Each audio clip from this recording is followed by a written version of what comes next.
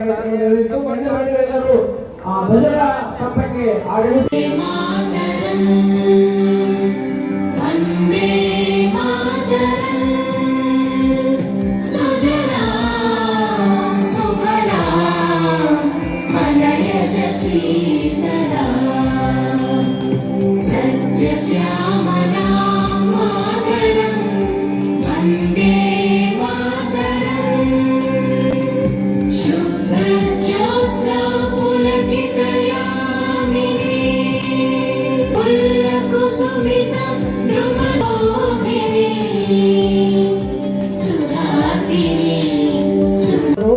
ಅಧ್ಯಕ್ಷರನ್ನ ಕರೆದುಕೊಂಡು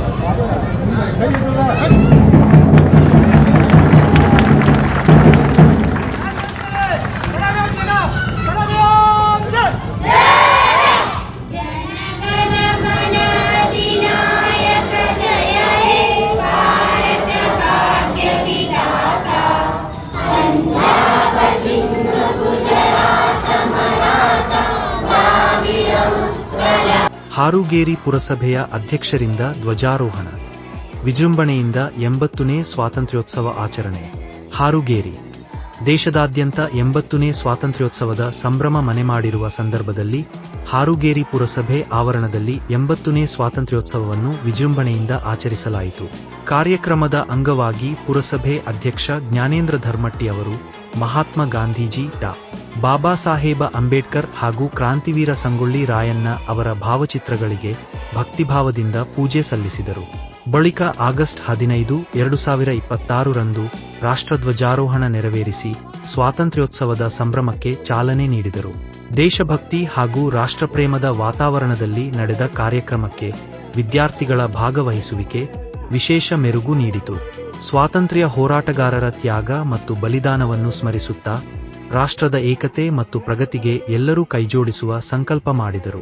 ಈ ಸಂದರ್ಭದಲ್ಲಿ ಪುರಸಭೆ ಉಪಾಧ್ಯಕ್ಷ ಬಸವರಾಜ ಅರಕೇರಿ, ಮುಖ್ಯಾಧಿಕಾರಿ ಬಸವರಾಜ ಮನಗೂಳಿ, ಬಸವರಾಜ ಮುಗಳ್ಯಾಳ, ಓಂ ಶಾಂತಿ ಅಕ್ಕಂದಿರು, ಸರ್ಕಾರಿ ಪ್ರಾಥಮಿಕ ಪ್ರೌಢಶಾಲೆಗಳ ವಿದ್ಯಾರ್ಥಿಗಳು ಮತ್ತು ಶಿಕ್ಷಕರು, ಪುರಸಭೆ ಸದಸ್ಯರು ಹಾಗೂ ಸಿಬ್ಬಂದಿ, ಪಟ್ಟಣದ ಗಣ್ಯಮಾನ್ಯರು, ಸಾರ್ವಜನಿಕ ಈ ಸಂದರ್ಭದಲ್ಲಿ ಉಪಸ್ಥಿತರಿದ್ದರು. ನಮ್ಮ ಭಾರತದಲ್ಲಿ ಸ್ವತಂತ್ರಕ್ಕಾಗಿ ಹೋರಾಟಗಾರರನ್ನ ನಾವು ಈ ಸಂದರ್ಭದಲ್ಲಿ ಸ್ಮರಿಸಬೇಕಾಗದ. ಅವರಲ್ಲಿ ನಮಗೆ ಸಿಕ್ಕಿರುವ ಈ ಸ್ವಾತಂತ್ರ್ಯ ಅಷ್ಟು ಸುಲಭವಾಗಿ ಬಂದದ್ದಲ್ಲ. ಇದರ ಹಿಂದೆ ಕೋಟ್ಯಾಂತರ ಭಾರತೀಯರ ಹೋರಾಟ, ಕಣ್ಣೀರು ಮತ್ತು ಬಲಿದಾನಗಳಿವೆ. ಇಂತಹ ಪ್ರಮುಖ ನಾಯಕರಲ್ಲಿ ಮಹಾತ್ಮ ಗಾಂಧಿ, ಸುಭಾಷ್ ಚಂದ್ರ ಬೋಸ್, ಭಗತ್ ಸಿಂಗ್, ಚಂದ್ರಶೇಖರ್ ಆಜಾದ್, ಜವಾಹರಲಾಲ್ ನೆಹರು ಮತ್ತು ಸರ್ದಾರ್ ವಲ್ಲಭಭಾಯಿ ಪಟೇಲ್ ಅವರಂತಹ ಮಹಾನ್ ನಾಯಕರು ನಿಸ್ವಾರ್ಥ ಹೋರಾಟದ ಫಲದಿಂದ ನಮಗೆ ಸ್ವತಂತ್ರ ಸಿಕ್ಕಿರುವುದು. ಇಂತಹ ಅಸಂಖ್ಯಾತ ವೀರ ಯೋಧರ ಮತ್ತು ಸ್ವತಂತ್ರ ಹೋರಾಟಗಾರರ ತ್ಯಾಗ ನಾವಿವತ್ತು ಸ್ಮರಣೆ ಮಾಡಬೇಕಾಗಿದೆ. ಕೇವಲ ಹಕ್ಕುಗಳನ್ನು ಅನುಭವಿಸುವುದಲ್ಲ, ಬದಲಿಗೆ ದೇಶದ ಪ್ರಗತಿಯಲ್ಲಿ ಜವಾಬ್ದಾರಿಯುತವಾಗಿ ಭಾಗಿಯಾಗುವುದು ಇಂದು ನಮ್ಮ ದೇಶ ಮುಂದಿರುವ ಪ್ರಮುಖ ಸವಾಲುಗಳು ಮತ್ತು ನಮ್ಮ ಕರ್ತವ್ಯಗಳು ಆಗಿವೆ. ಈ ಸಂದರ್ಭದಲ್ಲಿ ವಿವಿಧತೆಯಲ್ಲಿ ಏಕ ಧರ್ಮ, ಭಾಷೆ, ಸಂಸ್ಕೃತಿಗಳು ನಮ್ಮೆಲ್ಲರೂ ಭಾರತೀಯರು ಎಂಬ ಒಗ್ಗಟ್ಟನ್ನು ಕಾಪಾಡಬೇಕಾಗಿದೆ. ಸಾಮಾಜಿಕ ಸವಾಲುಗಳಲ್ಲಿ ಭ್ರಷ್ಟಾಚಾರ, ಬಡತನ, ಅಜ್ಞಾನ ಮತ್ತು ಪರಿಸರ ಮಾಲಿನ್ಯದ ವಿರುದ್ಧ ನಾವು ಒಗ್ಗಟ್ಟಾಗಿ ಹೋರಾಡಬೇಕಾಗಿದೆ. 79 ವರ್ಷಗಳ ಅವಧಿ ಒಳಗೆ ನಾವಿವತ್ತು ಸಾಕಷ್ಟು ಪ್ರಗತಿಯನ್ನು ಕೈದಿದ್ದೀವಿ ಅಂತಕ್ಕಂಥ ಮಾತನ್ನು ನಾವು ನೆನಪಿಡಬೇಕು. ಬ್ರಿಟಿಷರು ಇರ್ತಕ್ಕಂಥ ಸಂದರ್ಭದೊಳಗೆ ನಮ್ಮ ದೇಶದೊಳಗೆ ಕೇವಲ 300 ಅಣೆಕಟ್ಟೆಗಳು ಮಾತ್ರ ಇದ್ದು, ಇವತ್ತು ನಮ್ಮ ದೇಶದಲ್ಲಿರ್ತಕ್ಕಂಥ ಅಣೆಕಟ್ಟೆಗಳ ಸಂಖ್ಯೆ ಎಷ್ಟು ಹಾಕಿದ್ರೆ 5386 ಅಣೆಕಟ್ಟೆಗಳನ್ನ ನಮ್ಮ ಭಾರತ ಸರ್ಕಾರದವರು, ಪಕ್ಷ ಯಾರೇ ಇರಲಿ, ಯಾರೇ ಅಧಿಕಾರಕ್ಕೆ ಬರಲಿ, ಬಂದಿರತಕ್ಕಂಥವ್ರೆಲ್ಲರೂ ಸಹಿತ ಇಷ್ಟೊಂದು ಅಣೆಕಟ್ಟುಗಳನ್ನ ಕಟ್ಟಿ ಭಾರತವನ್ನು ಇವತ್ತು ಸಮೃದ್ಧ ನಾಡನ್ನಾಗಿ ಮಾಡಿದ್ದಾರೆ. ಅದಕ್ಕೆ ಇನ್ನೇ ನಾವು ತಿಳಿದಿದ್ದ ಮೊದಲ ಸ್ವಾತಂತ್ರ್ಯ ಅಂದ ತಕ್ಷಣ ನಾವು ಅರ್ಥ ಮಾಡಿಕೊಳ್ಬೇಕು. ಸ್ವಾತಂತ್ರ್ಯ ಅಂದ ತಕ್ಷಣ ಬ್ರಿಟಿಷರು ತಾವಾಗೇ ಬಿಟ್ಟು ಹೋಗಲಿಲ್ಲ. ಸುಮಾರು 100 ವರ್ಷಗಳವರೆಗೆ ಇಲ್ಲಿರ್ತಕ್ಕಂಥ ಯುವಕರು ತಮ್ಮ ಪ್ರಾಣವನ್ನ ಏನಪ್ಪ ಊಟ ಮಾಡಿದ ಎಲೆಯನ್ನ ಎಸೆದು ಬಗೆಯುವಾಗ ತಮ್ಮ ಪ್ರಾಣವನ್ನೇ ದೇಶಕ್ಕೆ ಅರ್ಪಣೆ ಮಾಡಿ ಈ ಸ್ವಾತಂತ್ರ್ಯವನ್ನು ಗಳಿಸಿಕೊಟ್ಟಿದ್ದಾರೆ.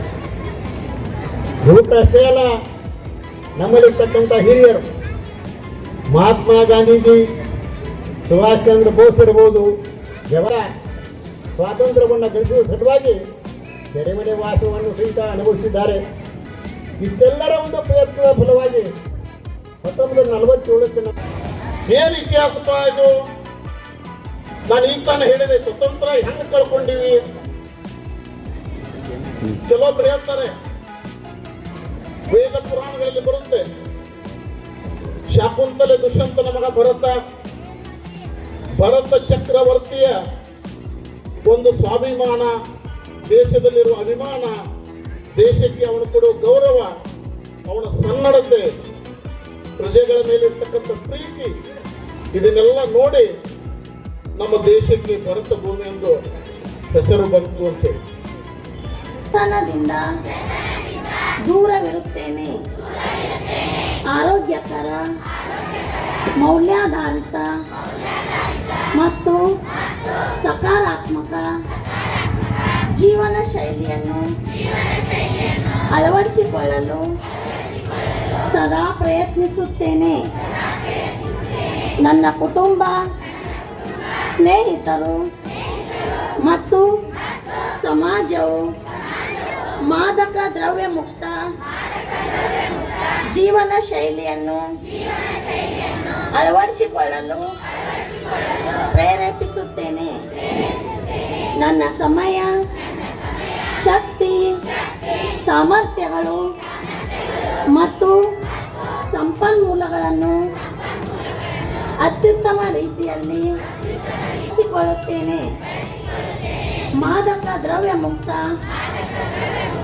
ಆರೋಗ್ಯಕರ ಮತ್ತು ಹೊಂದಿದ ಭಾರತ ನಿರ್ಮಾಣಕ್ಕೆ ಸಕಾರಾತ್ಮಕವಾಗಿ ಕೊಡುಗೆ ನೀಡುತ್ತೇನೆ.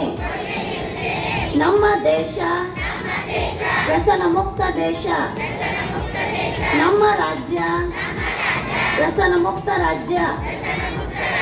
ನಮ್ಮ ಪರಿವಾರ ವ್ಯಸನ ಮುಕ್ತ ಪರಿವಾರ.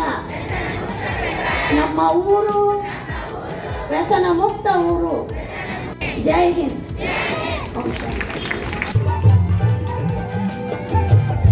ತುಳಸಿ ಬ್ಲಾಕ್ನ ಸ್ಟೋರ್ ಲೈನ್ ಗೈಡ್ಸ್ನ ಕಾರ್ಯದರ್ಶಿ